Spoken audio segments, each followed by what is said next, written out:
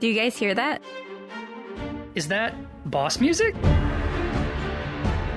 Go naked and just go with the sword, and that's it. What do I do with all this? It says it in the title.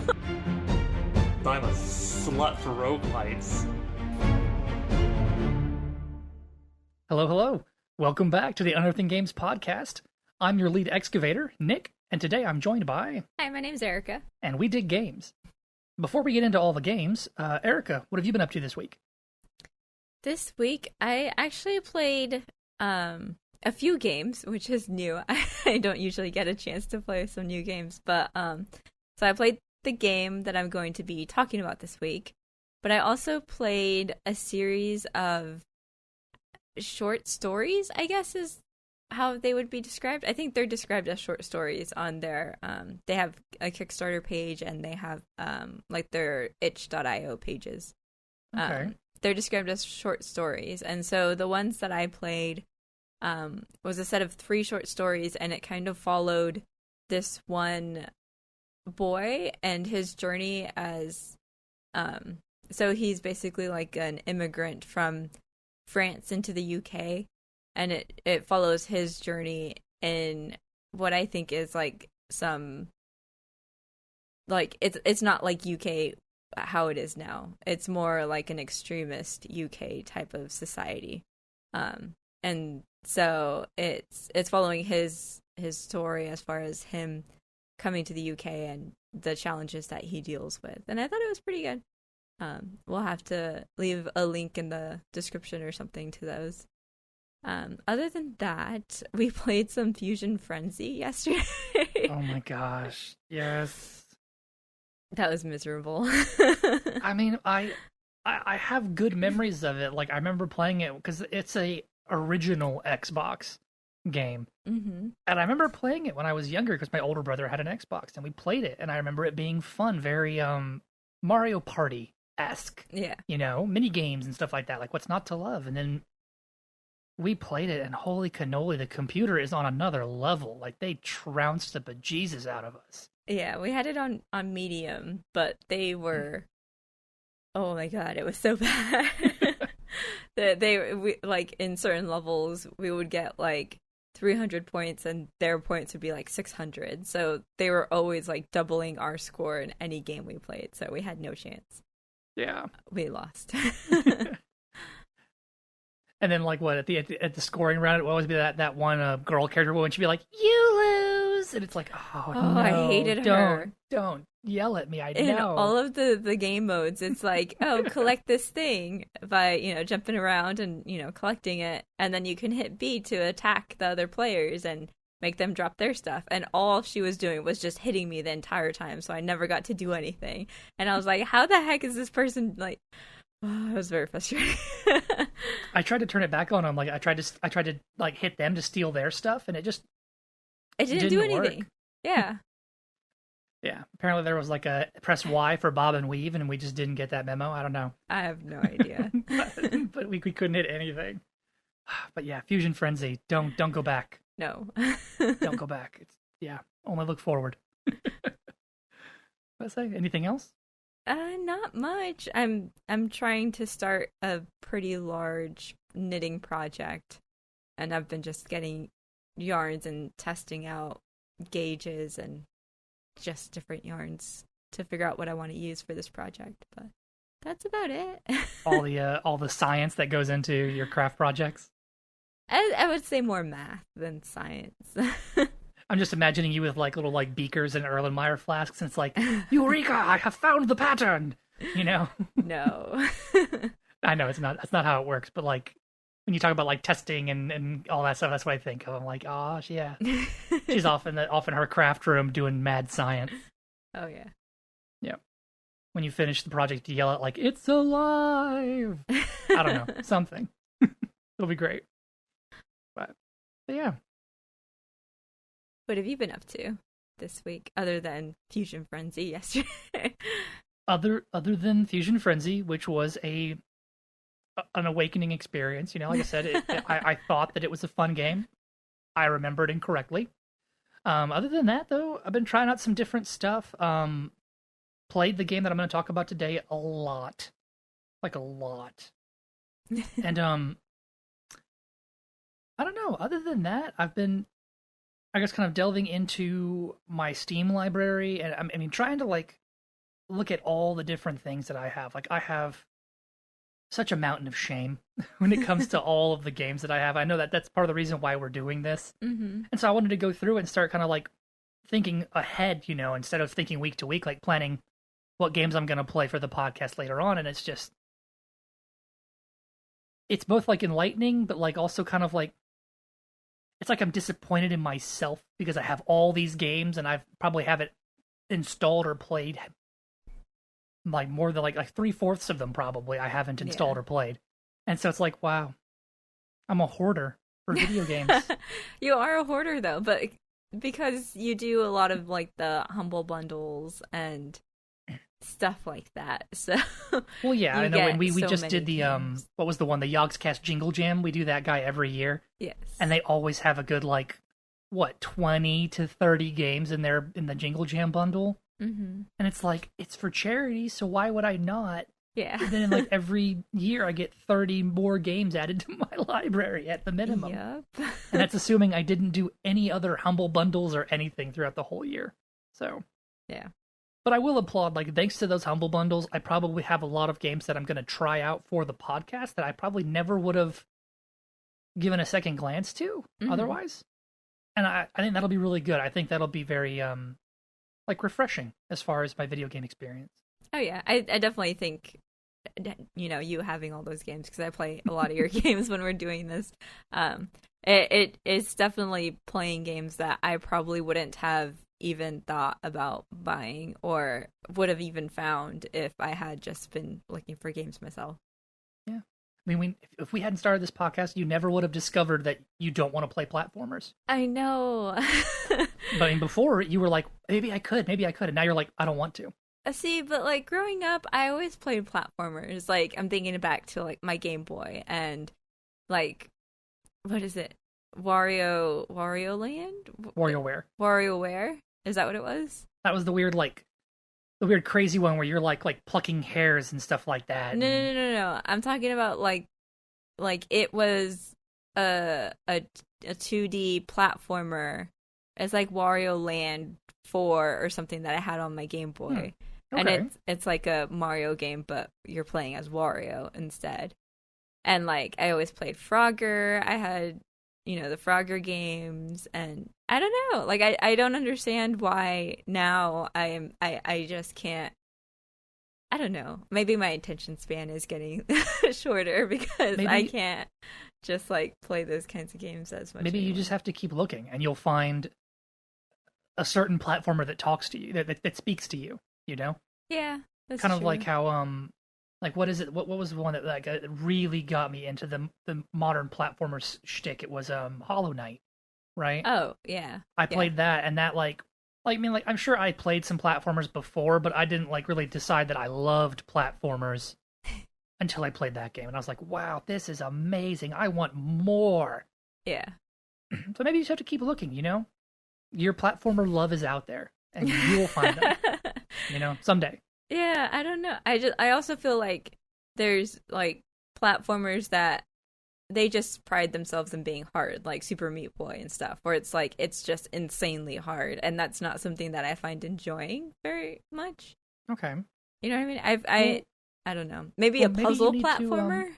Well, no, because Thomas Was Alone was a puzzle platformer, and you didn't care for it. So maybe what you need to do is find a like story-driven platformer, like Mario and stuff. You know, where it's less about the platforming being a challenging aspect or a puzzle aspect of the game, and more of the platforming is just a medium to progress the story along.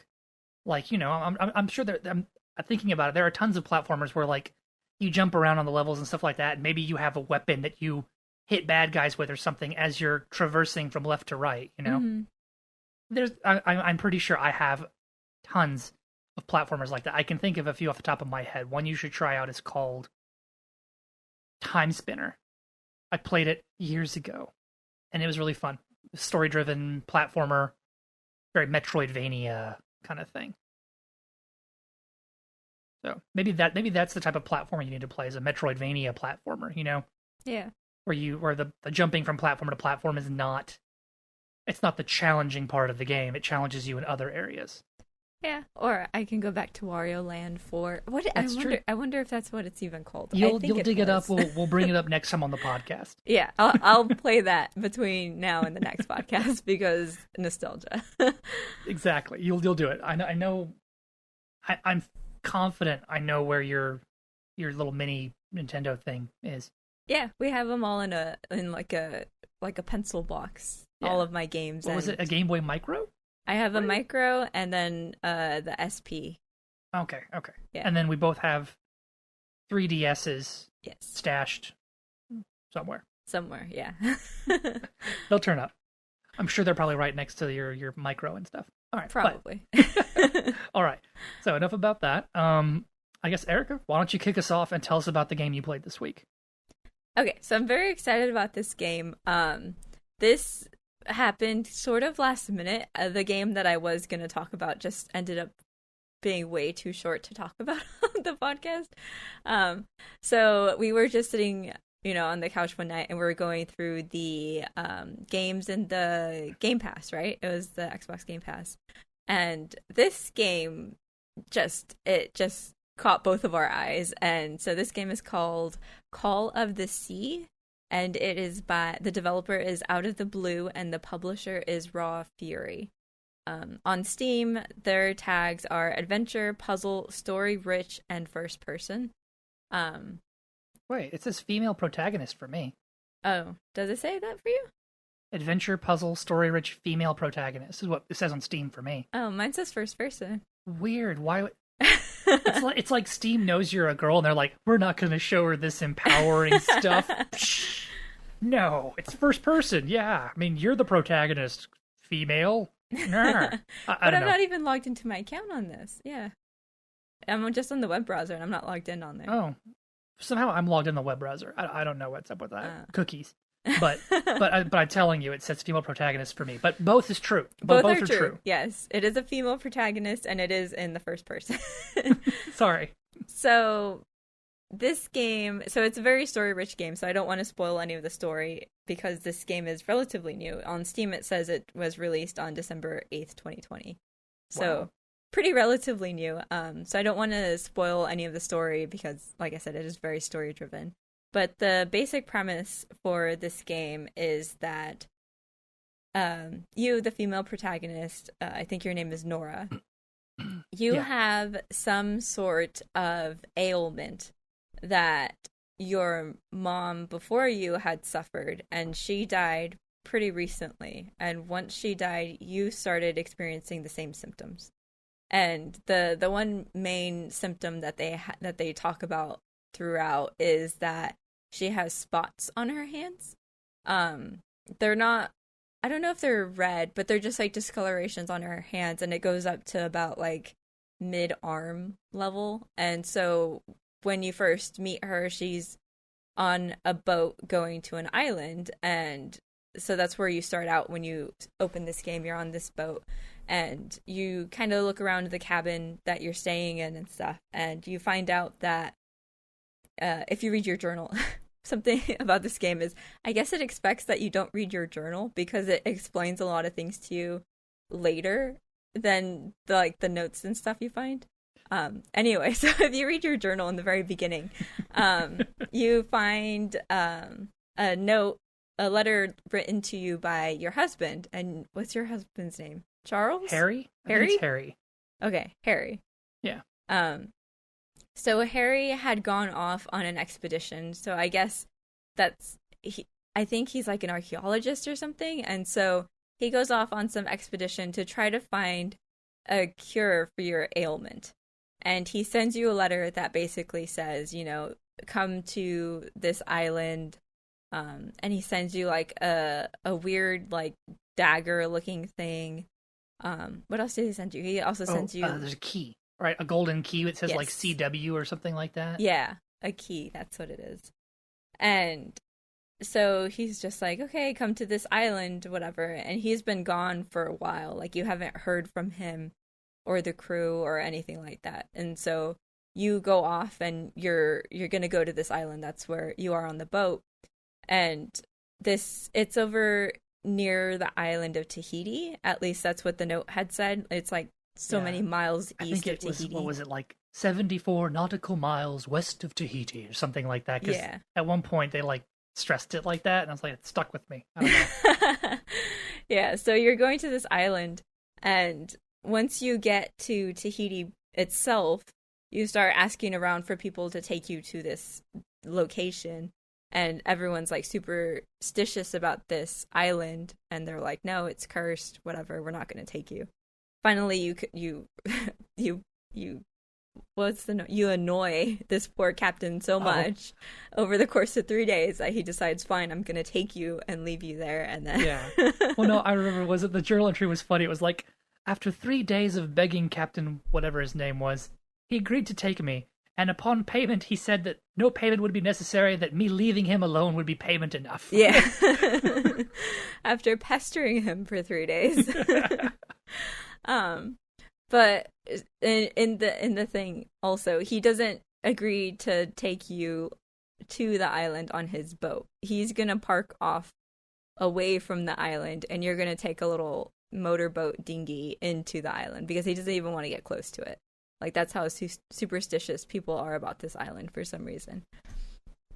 And so the whole game is you going through this island and trying to figure out what happened to your husband and if he actually found the cure for your ailment. And there's, I think, 6 chapters in the game. Yeah. It goes by chapters, so each big area is a separate chapter, but you're going through and there's all these kinds of puzzles where it's like, okay, here's some vague clues that your husband left you. You know, here's the tools he was using. Try to figure out the right answer. And it's a lot about, like I said, reading the notes that are left everywhere. Just the way I play these types of games, I guess. I was just reading everything. But like I said, the game does give you some hints if you haven't read the notes.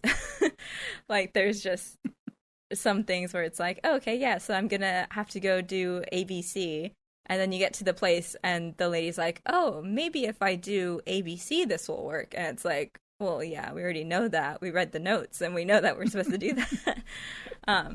But it's really good. I loved this game. It had a great story to it. I'm not gonna say anything about the story, but the gameplay was great. You're walking around first person, and you're just looking for all these notes and trying to solve puzzles to advance you further into the island, to figure out where your husband went. Because everywhere you go, it's as if he had just left. So you go to the first campsite and everything, a lot of stuff is still there, but some stuff is gone. And you find a note that says that they went to some other part of the island. And so you're continuing to follow along through his footsteps, basically, and his journey through this island to find your cure. And you're trying to see if he actually did, and also just where is he, because he never went back home, at least as far as you know. But yeah. I would definitely say, like, I know I sat and watched/played most of this with you. Yeah. Because it is just such a charming game. It's amazing. So, like, I applaud Out of the Blue for such fantastic storytelling. Mm-hmm. Very, thinking about it now, very Hansel and Gretel, like, you're following the breadcrumbs. Yeah. You know, because, like, no one location ever gives you any semblance of the whole story. You only get snippets about what happened at this location specifically. You don't know anything about what happened anywhere else. Like, they like, apparently his group never backtracked or something. I don't know. It was really cool. I also wanted to say, like, I mean, the soundtrack, the music and, like, the audio of the environments and stuff like that was phenomenal. Like, there was one chapter where I think it was raining. Yeah. And just the rain, like, pattering on the rocks and just everything. It was so thematic and just gorgeous. Yeah, and if you went under trees, like, it would be muffled sounding. Exactly. Like, it was great. Like, this game is a piece of art, and it is amazing. But it's such a great experience that, yeah, like, we definitely don't want to spoil anything, because you got to go and play it You gotta go and play it. Yes. It's so great. It's also really pretty. It's just so beautiful, and it's so like you're on this island in near Tahiti, and The so there's tropical island. yeah, there's all the plants are so colorful, and like the sun rays coming through the canopy of the trees and stuff. It's beautiful. I really loved this game. Yeah, it was phenomenal. I thinking about it, I don't think like for us it wasn't a very long game, but I also think that you're smarter than the average bear when it comes to puzzles. So it's probably a decent length of a game, especially if you don't read the journal. So much like how we're trying to teach ourselves to read the rule book, if you're playing a puzzle game, read the notes. Yeah. Especially if the developer was kind enough to give you notes. Yeah. Like I'm thinking back to like puzzle games like Myst and stuff where they didn't give you a notebook. You had to flip and write that stuff down on your own. And Oh, I know. I love that part of this game is you'll see certain like symbols or different items that you need to remember to put into some other object further down the line, and she'll always write them down in her notebook, and whenever you open your notebook it's open to whatever the most recent page is, so it's just easy to like open it and close it real quick to like check references. And it's like, okay, what was the symbol again? Let me look at it real quick. Okay, that's what it is. Let me press this button. So that was super helpful. I agree. Even the Nancy Drew games, which I absolutely love, they don't give you a notebook where she writes everything down. So I always play with like a pad of paper next to me so I can write stuff down as I'm going through. But this one, it did that really well. It wrote down all the notes for you that you needed, as long as you looked at everything that you needed to. I also thought that they did a pretty good job about like basically like whenever you looked at, I don't know, like markings or someone's papers and stuff like that, like it seemed like she wrote everything down like indiscriminately. Mm-hmm. So they did a good job about, she doesn't just write down clues for the puzzle. So it's like they're not just going to give you the answers, you do have to kind of discern out of the notes. Well, I think the way that they did it was interesting because they had in your notebook, you had two tabs. So there was the notes and then there was the journal. So the journal is where she wrote everything down, like a narrative basically of what's going on and what probably happened to her husband in this certain point in time. But the notes themselves were very, very easily deciphered as, here are the 5 symbols we've seen. And it didn't necessarily tell you, like, here are the 5 symbols we saw, and here's the order of how they go into this puzzle. That's what it was just, it would show you the 5 symbols, and then you would have to figure out what they were. It just made it a lot easier, so you didn't have to keep running back and forth to be like, oh, what was that symbol again? Let me go look. Or, writing it down yourself. Yeah, that's what it was. They never straight up give you the answer. Yeah. They give you all the relevant information for you to discern that yourself. Mm-hmm. So. Yes, it was so fun. I loved it. It did take us like 2 evenings to play, I think. Maybe 3? I think it 2 was 3. or 3, yeah. Yeah, I think it was 3 evenings. So it was a good length. The puzzles were really good. There was only one that we didn't really understand at the moment, but it was also midnight. And so we're just like, let's just figure out, like, find the answer online somewhere and just get through this so that we can save it and go to bed. Because but I am proud of us, so that was the only one that we Googled. We didn't Google anything else. Scout's Honor, that kind of stuff. Yeah. And if we had just saved it there and come back the next day, I think we would have figured it out. It was pretty straightforward once we knew what it was. It was like 1 a.m. and we're trying to solve a puzzle. And it's like, we got to get through this before we go to bed. We could do this. But it was really good. I actually had a lot of fun. Mm-hmm. I think, I don't think I would like playing puzzle games on my own. Okay. But I think I enjoy playing them with you. Mm-hmm. Where it's like we get to kind of like have that collaborative back and forth, and we kind of talk about, well, it could be this, but like, why do you think that? And, but like if I'm playing it just by myself, I think I would tend to get very frustrated. Okay. I don't know. I mean, maybe I'm wrong. It has been a long time since I played a straight up puzzle game by myself. I mean, I'm talking like back flip, like Myst 2, like Riven. And that game, I mean, is like historically like one of like a really tough puzzle game, which is why I got frustrated and never went back to the puzzle genre. Maybe I'll have to go back and try it out. The guys who did Myst were great. But yeah, what, Call of the Sea, right? Call of the Sea. Yes, Call of the Sea. The developer is Out of the Blue, and the publisher is Raw Fury. I highly recommend it. I really loved this game. It's a fantastic game, and oh yeah, those are the guys that published my game last week. Was it Bad North? Yeah, the Raw Fury people. Yeah, so kudos to Raw Fury, man. We've got two for two of their games so far.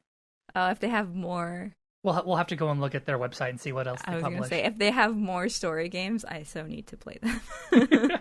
We'll have to look and see. So, yeah, that was fantastic.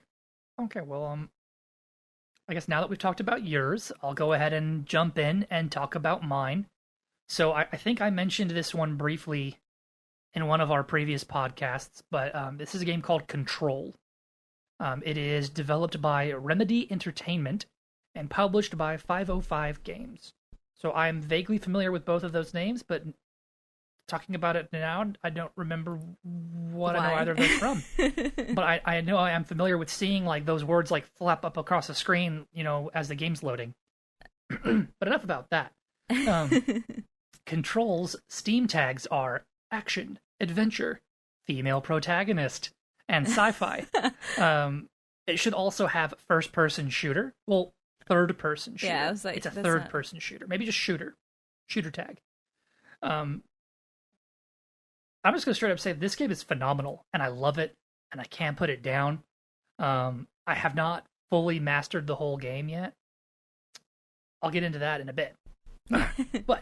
So the base premise of this game is you play a girl named Jessie Faden, who, by some way, at least I haven't found they haven't explained yet, she stumbles upon this building in New York that it's got this weird sort of Doctor Whovian thing where, like, the building is laying in plain sight, but it's got some sort of magic power that no one notices it.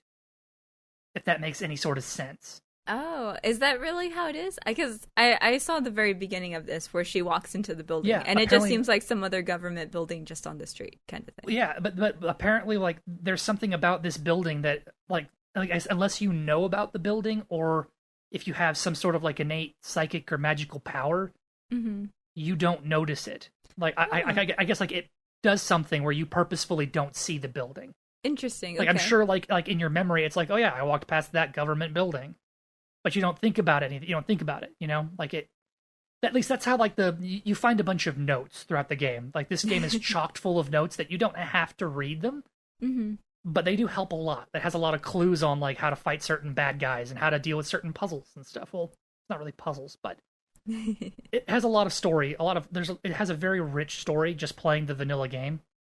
But if you read into all the notes and stuff you can find throughout the game, it has such a deeper story that if you're willing to dig for it. It reminds me a lot of, like, in other games I played, like Mass Effect and stuff, they would have, like, a codex sort of thing, where whenever you did something, you get, like, a little journal entry, you could go read about, more information about those sections, Yeah. So, somehow, Jessie stumbles upon this building, right? The Federal Bureau of Control. She stumbles in, and, like, basically, as soon as she walks in the door, weird stuff's going on. She kind of like monologues a lot. Yeah. You hear her inner voice a bunch, and that's kind of how they give you the plot progression as the story goes along. It's like, well, why is Jessie doing this? And she thinks about, like, here's what I want to do, and then you, the player, go out and do it, And so she also explains like her perspective on a lot of things as you see weird stuff in the bureau.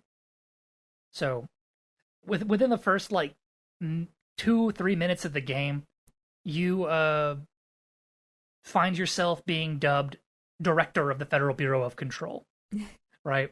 It's really crazy, and when it first starts out, nothing is very clear about why you suddenly have this title. Basically, like, you stumble into this office, and you find a weird gun on the table, you pick up the gun, and all of a sudden, it's like Arthur drawing Excalibur out of the stone, it's like, boom, congratulations, you're king. And it's like, what?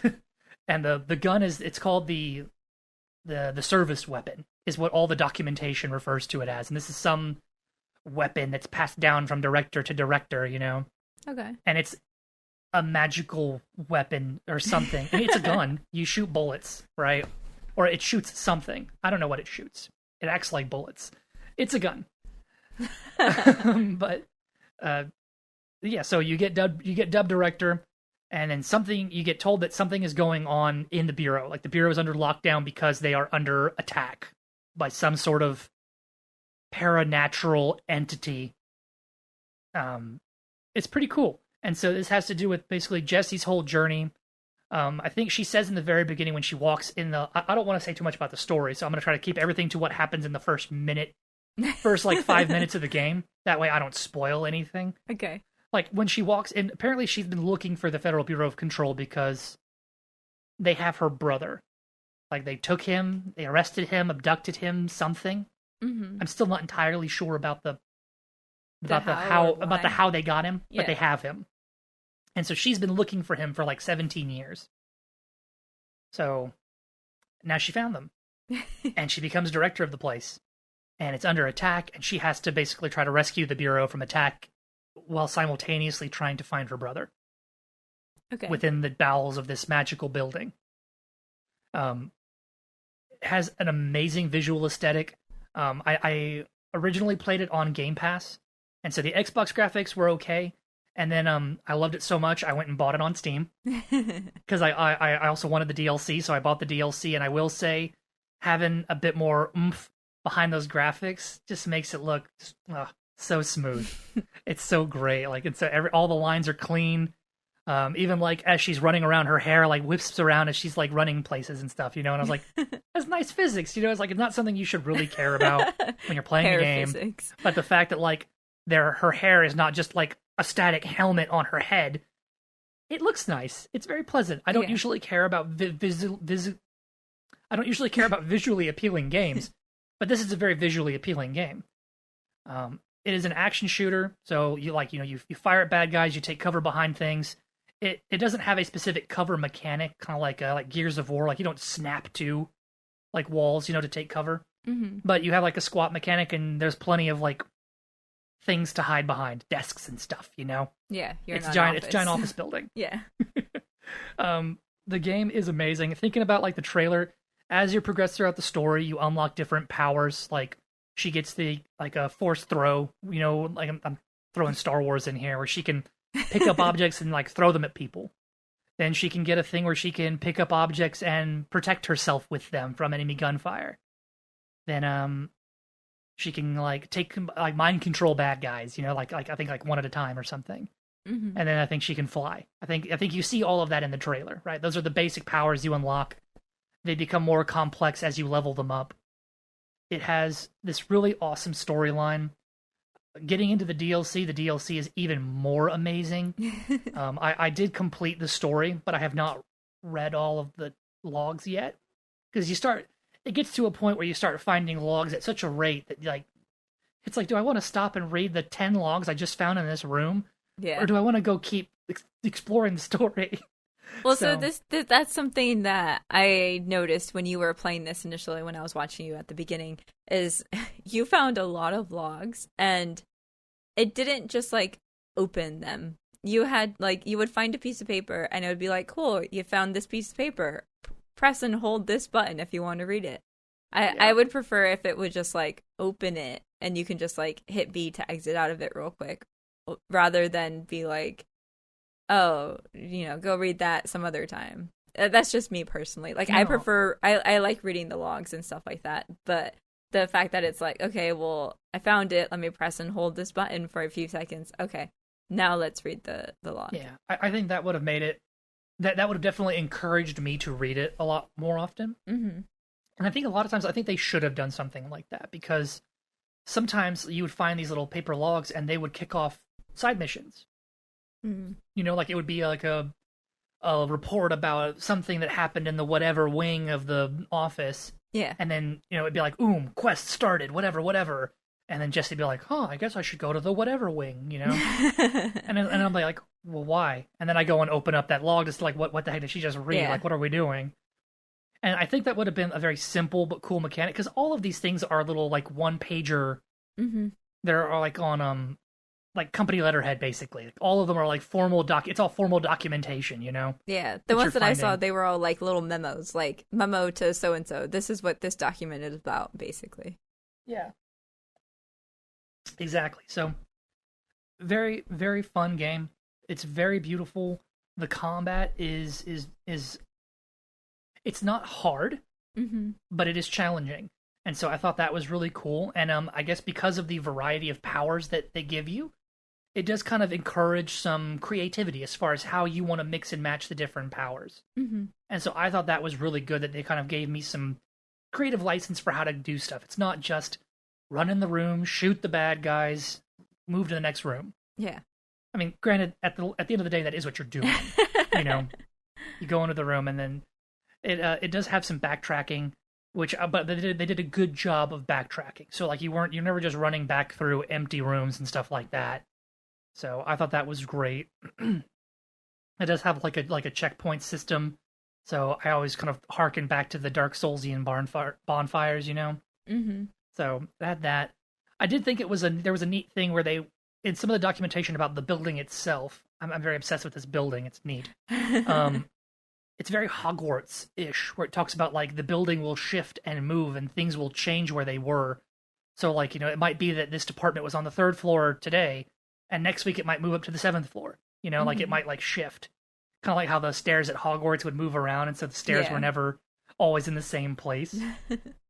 So I thought that was really cool. Like I said, I haven't fully beaten it yet. I did beat the main storyline, and the DLC doesn't kick off until after you complete the main quest. Okay. So I thought that was really cool. It does have a lot of like hidden Easter eggs and stuff like that. Like if you're willing to read the logs and go looking in random nooks and crannies, it has a lot of cool little, like, not treasure, but like neat things to find. Like there's like hidden boss fights and stuff like that if you're willing to go look for it. Okay. And like whenever you do the boss fights, like there's always like a cool reward. Like I know one of them got me a different outfit, because like Jesse starts out in like blue jeans and a leather jacket, and like a tank top or something. And that's like her starting outfit. And then like you can unlock different outfits as you do certain things in the game. So it was really cool. Honestly, it is a ton of fun. I am going to keep playing it. I've got to at least complete all the DLC and stuff. Like, I don't think I'll get all the achievements, but I want to know where the story goes, Say, this random lady off the street walks in and becomes director of a federal agency? It's like, what? How does this work?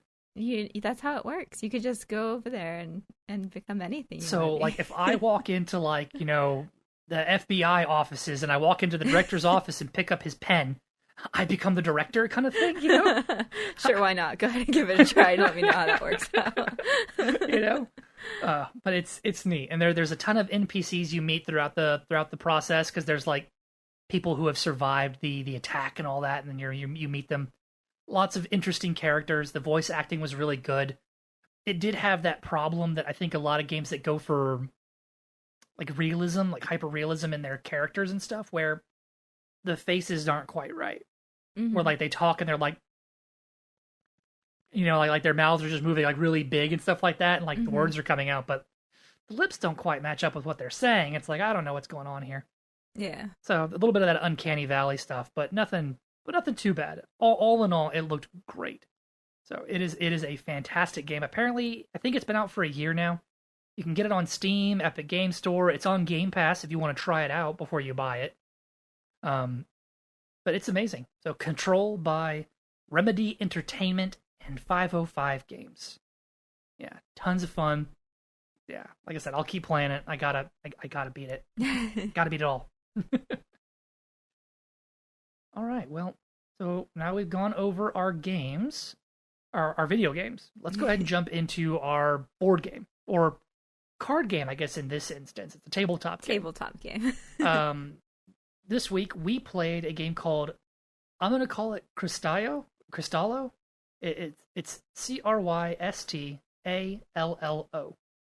So pronounce it how you will. It's about crystals. There's crystals in this game. Yes. So this is a really cool game. This was one that Erica and I found at PAX this past year, right? Yes. It well, was whatever the last PAX we went to, whenever that was. the 2020 PAX, I think. The one in January, right? Yes. Yeah, before the plague. Yeah, we found it. I think the same thing attracted us to this one that attracted us to Fire Tower. Fire Tower, right? It was they had shiny little crystals. Yes, I love these little crystals. So I really wish games would pay a little bit more attention to the pieces that they put into their games. You know, like there's a lot of games like Caverna and Agricola where your player pieces are just flat, round wood circles. And like fine, you know, the value of that game is in that the gameplay and how long it takes and stuff. But I really wish people would also make the games look pretty and inviting to come and play. So that was something that brought us into Crystallo. I say Let's call it Crystallo. Crystallo. Let's go with Crystallo. Okay. I think that rolls off the tongue easier. If we're wrong, we'll find out later. Yeah. But yeah, so that's something I really liked about Crystallo is it had those colorful, clear, like resin looking gems. And so the game. Oh, yes. Let me drop the plot of the story. The basic story of this is that you are some sort of adventurer, right? Doesn't matter what kind of adventure you are. But the evil Black Dragon has captured and imprisoned 6 magical creatures. And you have to rescue them, and with their powers combined, hopefully, imprison the Black Dragon with his own magic. Mm-hmm. That is the synopsis. Yeah. So, as far as the mechanics of the work, as far as how the mechanics work, Erica, why don't you take it away? So this is something I really loved about this game is that since one of my favorite games is solitaire, this is actually a 1-player game, and you can play it with multiple people. Me and Nick played a round of this together the other night, and the only way to play together is to actually work together to get, you know, the dragon captured. So you're basically working together on the same 1-player game, and it's just to throw strategy back and forth, like, oh, where should we do this? So the way this game is played is you have a deck of cards, and each card is a different combination of 2 things. So there are crystals on the cards, and there are also orbs, spirit orbs on the card. And so the way this game plays is you have 6 different creatures that are captured by the Black Dragon, as Nick mentioned. And each creature has 3 gems on it that are keeping it locked by the dragon's power. And so in order to release them, you have to create combinations of 3 crystals around a spirit orb. And so each of the cards kind of is like domino style, where it'll have like a crystal and an orb on one side, or just a crystal or just an orb. It just depends on the type of card that you pull. So there's a variety of the cards, and the goal is to form little clusters of 3 crystals around the spirit orb. So basically they make a square once they're all complete there. And by encircling the spirit orb, that's how you slowly take one orb away from one of the gems off of each of the creatures to unlock them. And so there's 6 of them. Each of them has 3 gems, so that's 18 different orbs that you have to unlock. And like I said, you do that by matching crystals, and so you can match crystals in different ways. So there's 3 colors of crystals. There's purple, orange, and red. And then there's also 3 different like numbers or shapes of the crystals. So there's a crystal that's just 1 solo crystal. There's one that has 2 crystal points, and there's one that has 3 crystal points. And the way you make these matches of 3 is one of 4 ways. You can either match all of the same shape, but not the same color. You can match all of the same color, but not the same shape. You can match all different colors and different shapes. Or, what was the last one? I'm suddenly drawing a blank. So it's all shapes, all colors, none of it. Oh, there's one more. Oh, this is going to eat at me. What is it? You could do one where it's one of each type of crystal, right? I think that's the one I'm missing. One of each shape.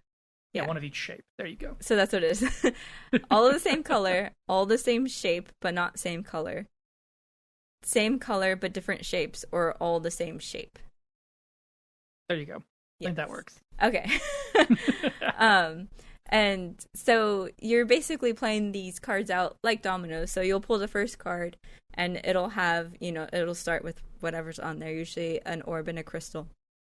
At least one orb and one crystal. Usually it's an orb and two crystals. Sometimes it's two orbs, two crystals.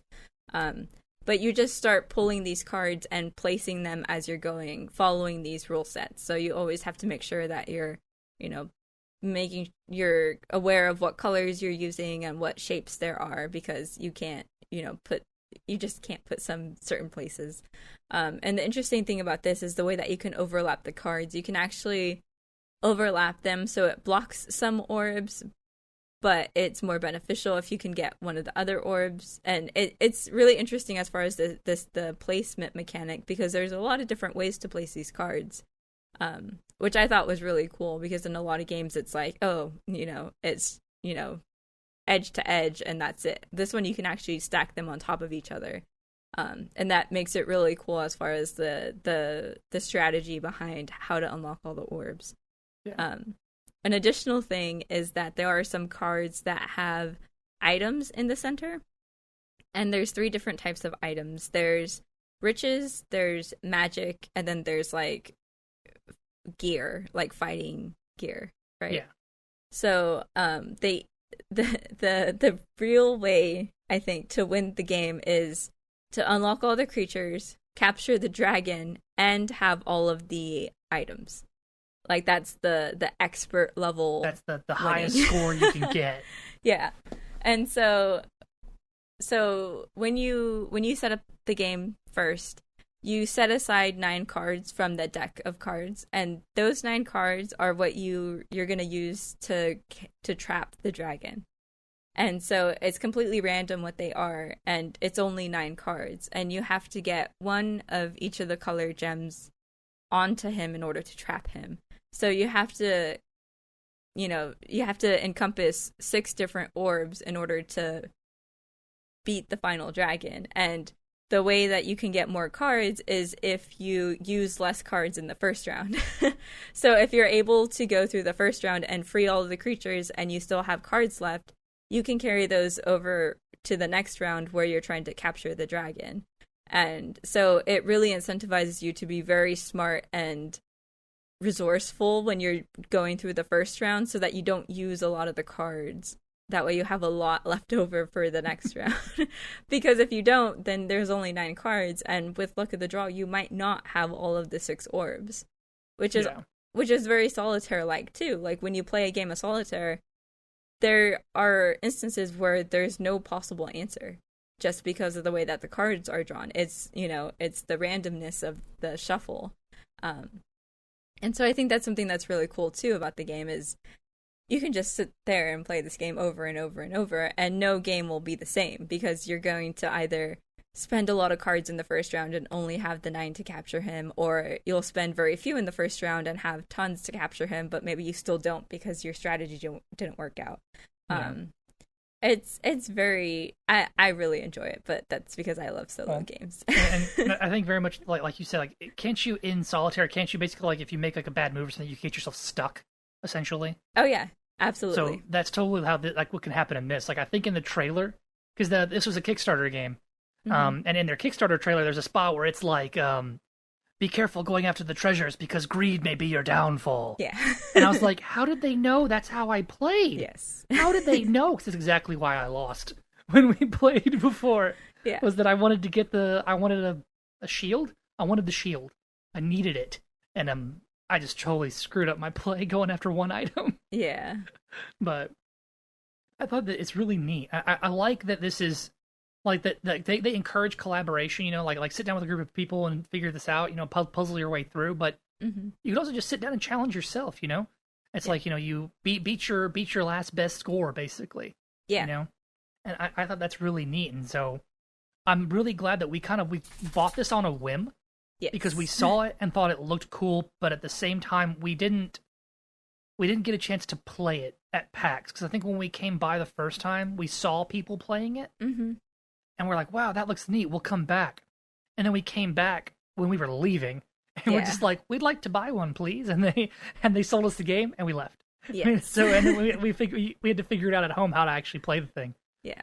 So, but it was really great. I mean, I think it's fun. I'd actually like to sit down with you some more and try to figure this out. I don't think my head quite works this way, but I'd like it to. So maybe you could teach me how to puzzle through this. Yeah. But I really like it. So yeah. So what Did is that? we say who that was by? The game? Who made the game? Oh, I feel so bad. Yes, this is Crystallo by Lightheart Games. Yes. We will have a link in the description. Go and pick this bad boy up. It is amazing. Yeah, it is a ton of fun. I really like it. So definitely glad that we have this on our in our board game closet. Yeah, and this is something too, like I said before when I talked about Solitaire in my top 5, where I can just take a deck of cards with me on, you know, a business trip, if those ever happen again, and I could just play, you know, Solitaire in the hotel room on my own. It's super small. It's literally a deck of cards and a little bag of gems and the rule book, and that's it. And it comes in a nice velvet pouch. And so it's another one that I could just throw in my suitcase, doesn't take up any space, and just take it with me so that if I'm bored, you know, at night, I can just play a few rounds by myself. And I really like that with games. Yeah. All right. So so that was it. We talked about our two video games and our board game. So I think that's going to be it for us for this week. I think this is the last episode before the new year, right? I think that's right. So yeah. So if like I said, we're gonna continue doing the podcast into the new year. So we look forward to seeing y'all in 2021. Bye, y'all. Bye.